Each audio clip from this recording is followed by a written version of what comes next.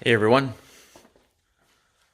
welcome back to the channel.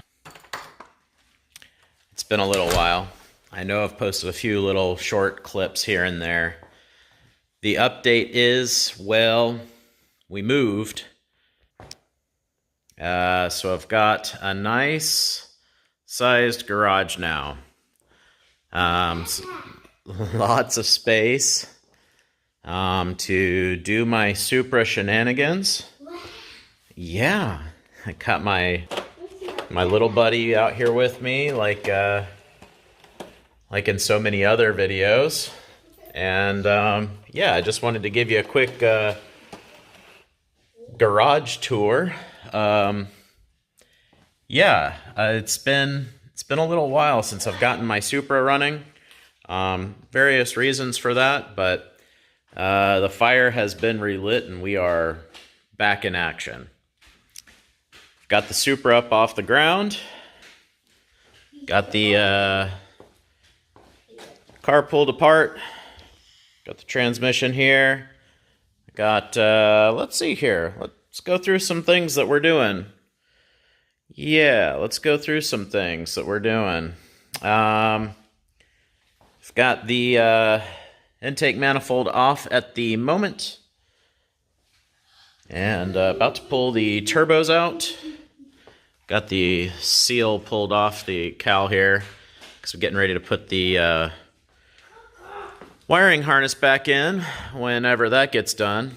Got to wait for that before I could put the cowling back together, but looks like I think it's going to be best to take the I think it's going to be best to,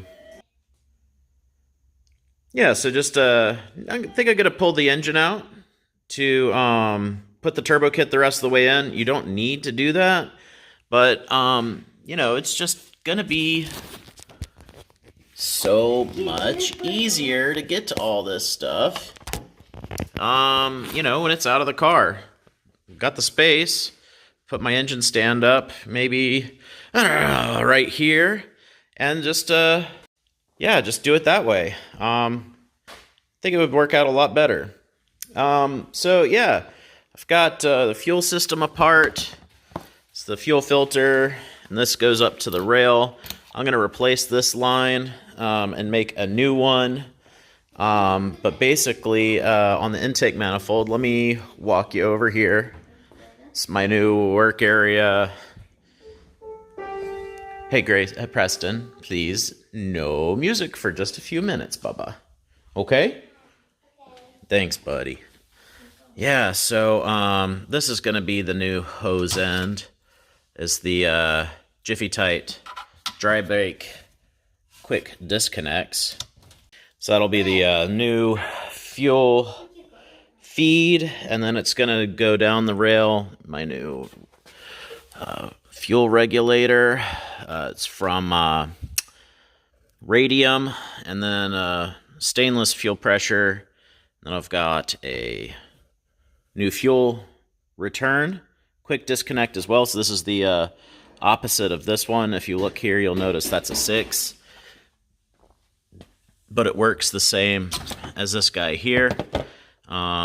So the fuel line to this is going to come off. I've got ID 1050Xs and a new set of Bosch 210-pound injectors. Translated, that's like 2,000, 2,200 cc's, depending on which manufacturer you talk to. They're all the same. But yeah, the line that comes off of the fuel pressure regulator is going to connect to this guy. And that's a dry brake quick connect.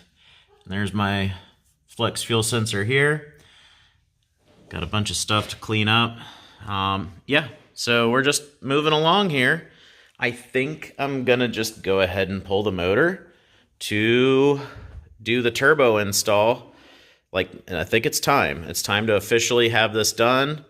The wiring harness should be done very shortly. So, some other stuff we've got going on in the garage while I've got the car apart and, waiting on the harness, waiting to put the turbo kit in to pull the motor. Yes, my neighbor made me that. It is a Bud Light with Lime full feature helicopter. I mean, the blades spin in the wind and everything. It's talk about some skills, right? So, I'm switching away from the RPS triple, and I want to give the Tilton twin disc with a sprung hub disc. I want to give that a try just to see what it's like. I'm going to be doing an install video on how to do that, as well as an install video on the RPS triple if you want to be successful with it and have no issues whatsoever. I initially had an issue with it when I first put it in. I had to take it all back out, learn some lessons, and I want to share those with you. And also some, technical parts of the installation, some things you can do to be the most successful with it. It is a phenomenal clutch, but yeah, I just want to try this out. This is the Granis Tilton V160 240 ST246 clutch. If I like it, I'll keep it. If I don't, I'm going back to one of those. I really liked the way that clutch drived. It was very quiet for the most part, and for the most part, it was pretty quiet. It was super duper easy to drive, and I really, really liked that. I like that I could slip the clutch. It's carbon. Don't have to really worry about getting it hot from slipping it or anything like that.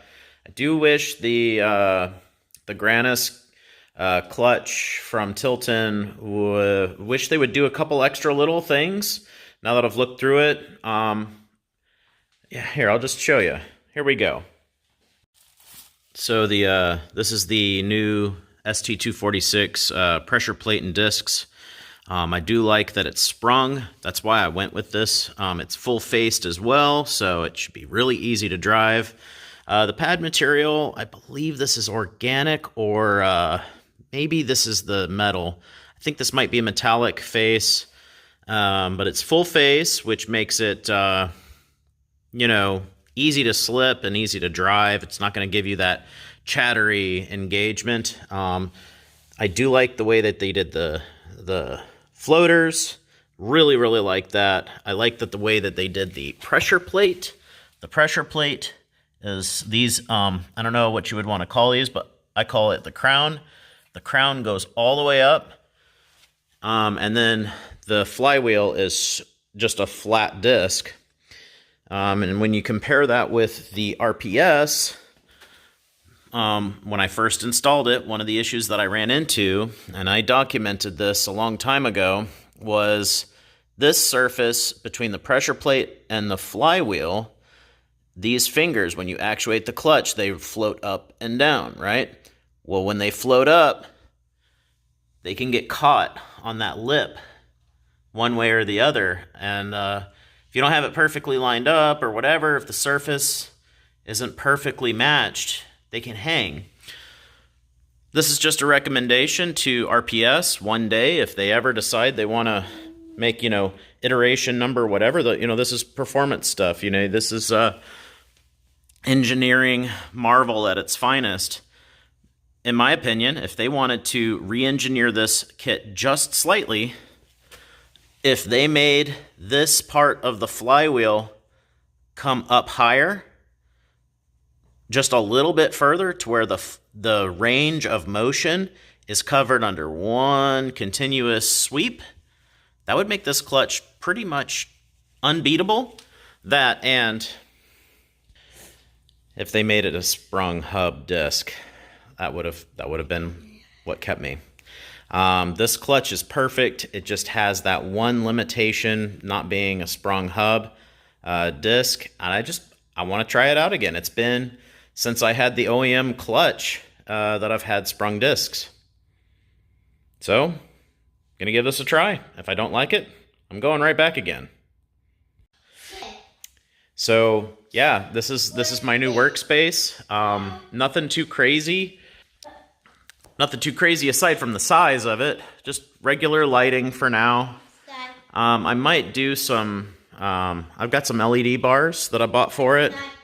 I've got a piano in my garage, which is kind of silly. I've got a whole bunch of these LED bars. Might set those up in various places throughout the garage to help get some equal lighting. But as you can see, I'm gonna go turn the light off. Let's see how it looks. Oh, if you can hear that, yes, that was an airplane that just took off. Yeah, so we did a thing. We built a home. We built a home at an air park. That is not a road back there. That's the runway. So we now live on a runway, which is super cool. I had a glider. Since my last major update, I bought a glider. That was my thing for a little bit. I just wanted to try something different, you know? Wanted to try something different and had fun with it. I'm probably going to keep doing it from time to time, but cars is where I'm at, you know? That's where it's at. I'm sorry. So, yeah, sold the glider. I ended up buying another airplane, and now that thing, it's not taking up so much of my life. It's a much simpler life with that aircraft. So the goal is to get this puppy finished. Give you guys another update real soon. Thanks for watching.